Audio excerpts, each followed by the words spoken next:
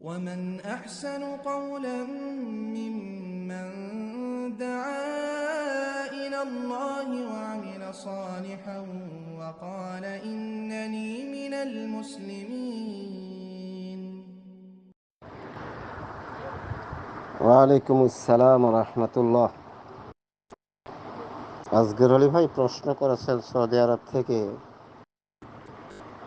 সফল ব্যক্তিকে সেই সম্পর্কে বলবেন।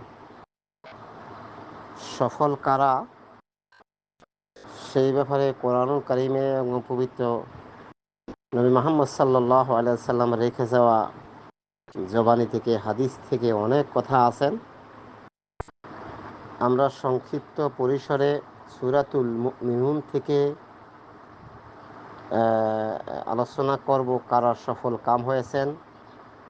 এখানে প্রায় ৬টি লোককে বা ৬টি বিষয়কে, ৬টি খাতকে আল্লাহ পাক যারা এই ৬টি বিষয়কে এনজাম দিতে পারবে, যথাযথভাবে আদায় করতে পারবে, পরিশোধ করতে পারবে, তারা হবে সফল কাম। আল্লাহ রাব্বুল আলামিন সূরাতুল মুমিনুনের প্রথমেই আল্লাহ মুমিনদেরকে সম্বোধন করে বলছেন, আউযু বিল্লাহি মিনাশ শাইতানির রাজিম, বিসমিল্লাহির রহমানির রহিম, কদ আফলাহাল মুমিনুন।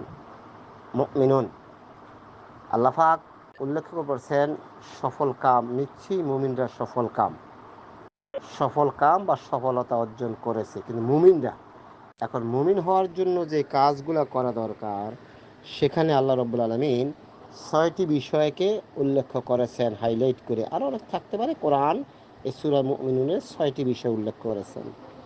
প্রথম, মুমিনদেরকে আল্লাহ সফলতা অর্জন করেছে বলে আখ্যায়িত করছেন, সাথে সাথে আরও ৬টি বিষয়কে আল্লাহ আখ্যায়িত করেছেন যে এই কাজটি করতে হলে প্রকৃত মুমিন হইতে পারবে এবং তারাই হবে সফল কাম। আল্লাযীনা হুম ফি সলাতিহিম খাশিউন, যারা নিজেদের সলাতে বিনয় নম্রতা অবলম্বন করে। দুর্ভাগ্য হলো, সত্য কথা, কি আলেম, কি জাহেল, কি বুজুর্গ, কি শায়েখ, কি ফকিহ, সলাতের নম্রতা পৃথিবীর থেকে চলে গেছে এই বলে চলে, এতে কোনো সন্দেহ, খুশু নম্রতা নাই। ওয়াল্লাযীনা হুম আনিল লাগওয়ি মুরিদুন, যারা অসার ক্রিয়াকলাপ হতে বিরত। এটা আরো কঠিন। ব্যক্তিগতভাবে চললে দেখবেন মানুষ কত অসার বাক্য ব্যবহার করে। এই জন্য রাসূল আকরাম সাল্লাল্লাহু আলাইহি সাল্লাম বলছে, পৃথিবীতে সর্বশ্রেষ্ঠ হয়েছে মসজিদ আর সর্বনিকৃষ্ট হয়েছে বাজার।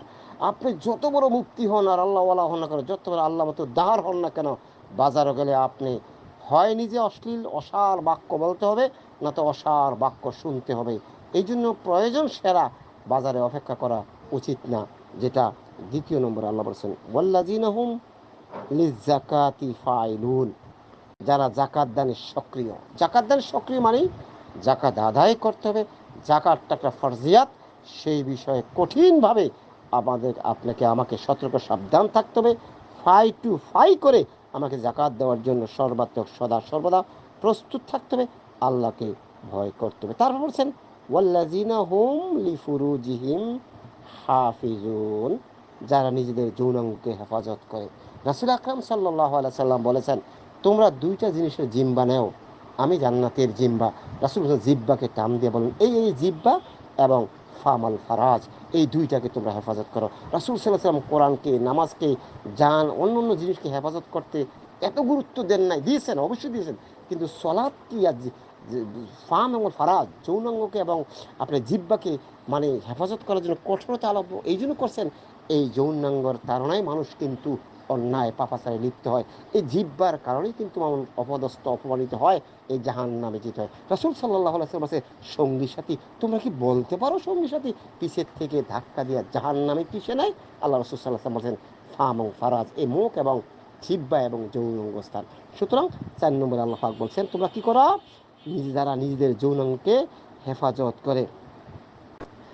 এরপরে আল্লাহ বলছেন, যারা নিজেদের আমানতকে খেলে। ওয়াল্লাযীনা হুম লিআমানাতিহিম ওয়াহদিহিম রাউন, যারা নিজেদের আমানত ও প্রতিশ্রুতি রক্ষা করে। ইল্লা মান রাহিমাহুল্লাহ, যাদেরকে আল্লাহ রহমত করেছে, এছাড়া মানুষ, কি হুজুর, কি বুজুর্গ, কি ওলি, কি মুফতি, কি মুহাদ্দিস, সকলের কাছে আমানত, এবং এটা বড় কঠিন আমানত রক্ষা করা। এবং কিসে প্রতিশ্রুতি রক্ষা করা, মানে পৃথিবীতে এখন এটা চলে গেছেই চলে, আমানত এবং প্রতিশ্রুতি রক্ষা নাই, আছে, না থাকলে পৃথিবী থাকতো না, কিন্তু একেবারেই নগণ্য, একেবারে কালিল, সামান্য, যেটা সংখ্যায় বলা যাবে না, হাজারে লাখও বলা যাবে না। সুতরাং এটাকে আমাদেরকে করতে হবে, তাহলে অবশ্যই আমরা সফল কাম হব। তারপর আল্লাহ পাক বলছেন, আবার লাস্টে বলছেন, ওয়াল্লাযীনা হুম আলা সলাতিহিম ইউহাফিজুন, যারা নিজেদের সলাতে যত্নবান হয়। দেখুন আল্লাহ রাব্বুল আলামিন প্রথম বলছে আল্লাযীনা হুম ফি সলাতিহিম খাশিউন, যারা নিজেদের সলাতকে বিনয় নম্রতা অবলম্বন করে। ষষ্ঠ নম্বরের শর্তে গিয়ে আল্লাহ পাক বলছেন ওয়াল্লাযীনা হুম আলা সলাতিহিম ইউহাফিজুন, যারা নিজেদের সলাতকে যত্নবান হয়। হেফাজত করা আর যত্নবান হওয়া একটা কথা না। আপনি হেফাজত করেছেন, একটা সুন্দুকে আপনি স্বর্ণ অলংকার টাকা রেখেছেন, কিন্তু সেই সুন্দুকটা, সেই লকারটা ছিল ময়লাযুক্ত, সেখানে কীটপতঙ্গ আছে, আপনি টাকা রেখেছেন, টাকাগুলোকে কেটে শেষ করে দিছে, উলিয়ে খেয়ে নিছে, বা ইঁদুরে কেটে ফেলাইছে, স্বর্ণগুলোকে নষ্ট করে দিছে।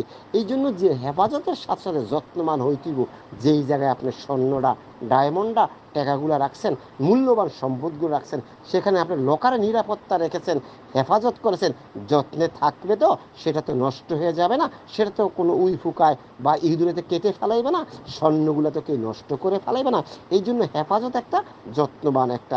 দুর্ভাগ্য হলো, সত্য কথা, পৃথিবীতে আজ নামাজের সংখ্যা বেড়েছে, কিন্তু যত্নবান হেফাজত সংখ্যা বাড়ে না। রাসূল আকরাম সাল্লাল্লাহু আলাইহি সাল্লাম বলেছেন, কিয়ামতের আগে মানুষ মসজিদ ভর্তি মানুষ হবে, কিন্তু লাইসা মুমিন থাকবে না। সুতরাং এই ছয়টা শর্ত যদি আমরা পরিপূর্ণ করতে পারি, তাহলে অবশ্যই আল্লাহ বলছে কদ আফলাহাল মুমিনুন, অবশ্যই মুমিনরা সফল কাম। এই ছয়টা কামের মধ্যে, এই ছয়টা আদেশের মধ্যে আমাদের জীবন ঘনিষ্ঠ, জীবনের সব কিছু নিহিত আছে, যদি বুঝতে পারি। ওই যে কেছে বুঝলে বুঝ, আর না বুঝলে কিছুই না। আল্লাহ পাক আমাদেরকে তৌফিক